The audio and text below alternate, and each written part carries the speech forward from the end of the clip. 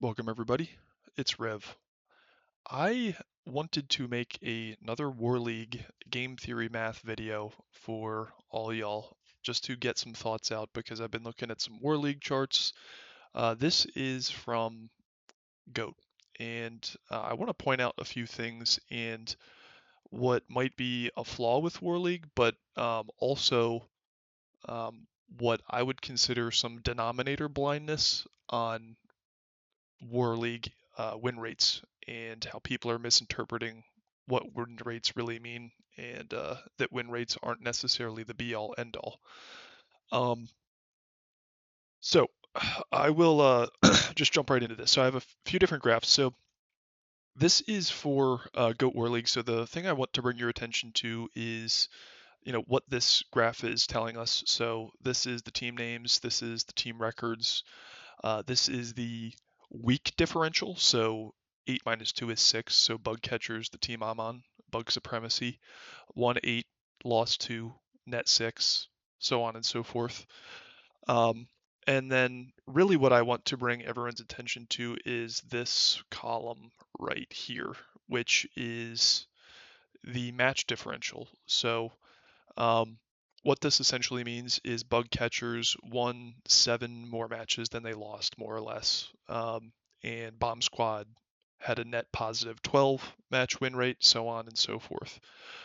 What kind of stands out with things like this, especially over several seasons of observations, is this doesn't necessarily, monotonically, go down exactly like it should. You'd expect the teams with the highest match win rates to be at the top, and the um, teams with the lowest match win rates to be at the bottom, and you'd expect it to follow a more or less kind of perfect sequence.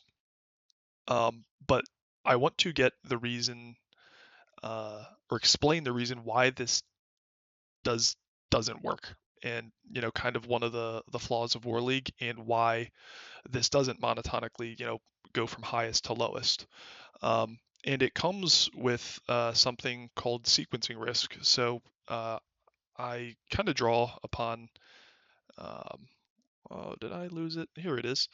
Um, Something called sequencing risk in the investment business. So what it basically means is, if you had a portfolio of investments and you were taking money out of those investments, um, the order in which you get your returns determines how much money you're going to be left with over a certain period of time. So, this is saying somebody that's 55, let's say they had a portfolio of, I don't know what this is, like $500,000 or something, or I don't know what that's a pound or something, 500,000 pounds.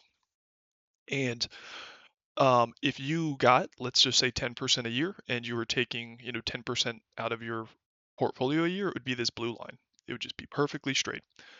Um, but let's say you retire at 55 and the stock market has a really shitty time right at the beginning. You're going to run out of money faster and your portfolio value is going to be zero much sooner because the sequence of bad returns happened at the beginning. The other scenario is the stock market or whatever you're invested in does well at the beginning when you start taking out money, and then it starts doing poorly at the end. As you can see, there's a very wide variance on the sequence of returns. So if you get good returns up front, you're in a much better position than if you get bad returns up front. Even if out of all three of these scenarios, your average return was still 10%, kind of what I'm getting at is the order in which you get your returns matters. The same thing happens with War League with win rates.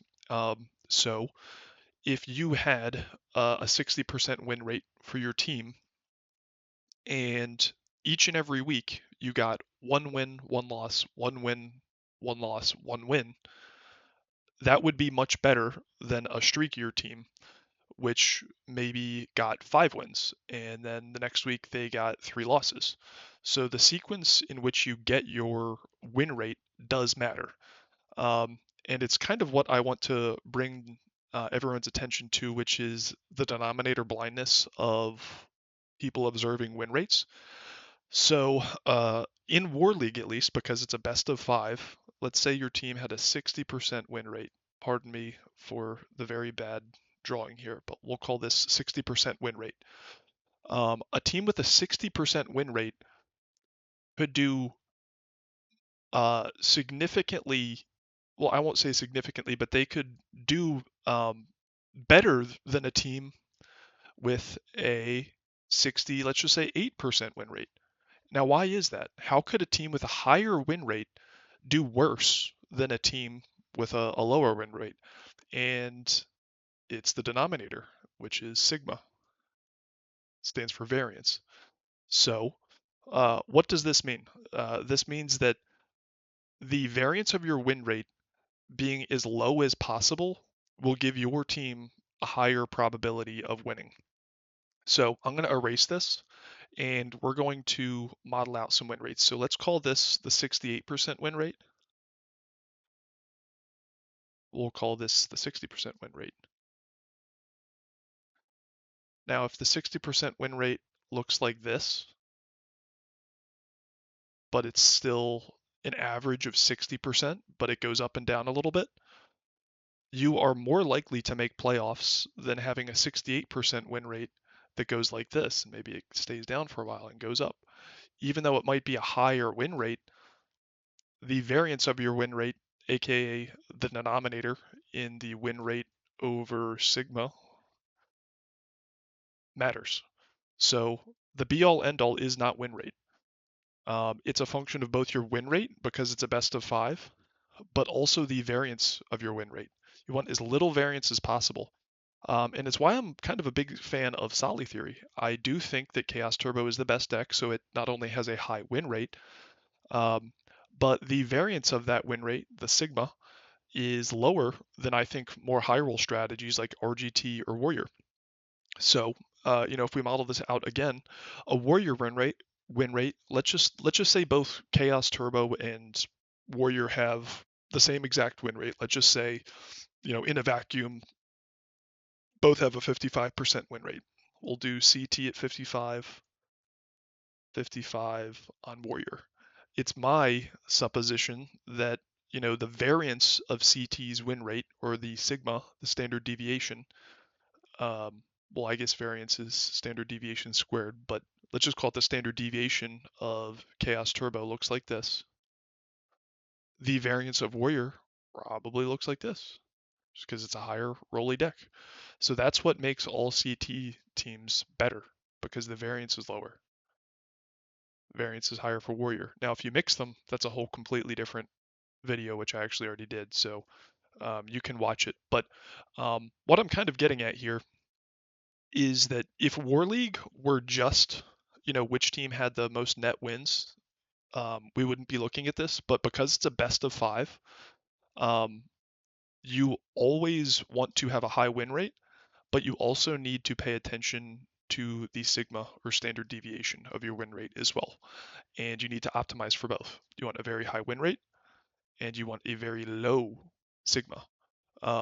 Because the lower the sigma, the less sequencing risk you take, and the higher probability you are going to have of making playoffs. Which is why we see time and time again teams with necessarily the highest win rates aren't necessarily going to be at the top of the league. That's really it. That's all I wanted to say. Thanks for watching.